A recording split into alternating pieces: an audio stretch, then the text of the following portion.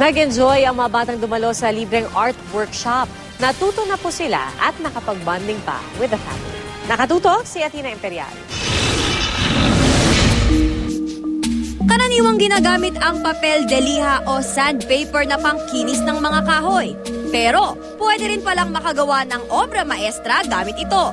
Sa art workshop sa Luneta, humigit kumulang 300 kalahok ang nagpakitang gilas sa pagguhit gamit ang oil pastel at liha. Yung canvas, acrylic, and oil paints, napakamahal sa ngayon. Kaya nag-isip kami yung gaya nga ng tinuturo namin dahil umiikot din kami sa iba't ibang panig ng ating bansa. Itong sandpaper ay napakamura at ang gagamitin ay oil pastel. At nakakasiguro kami na ito'y magtatagal at masarap gamitin ng mga bata, non-toxic. Si Mang Fidel at ang kanyang kasamang artists, tinuruan pa ang mga gustong matutong gumuhit ng libre.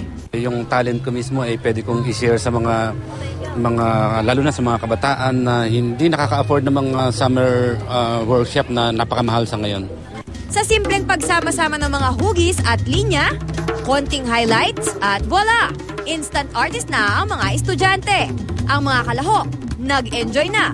Tuwang-tuwa pa sa bagong natutunan. Kung paano gumawa ng lips po.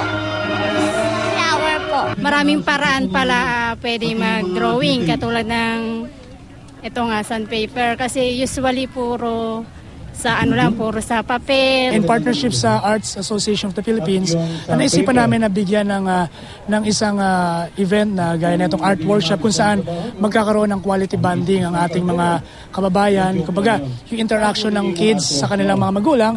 Athena Imperial, nakatuto, 24 oras.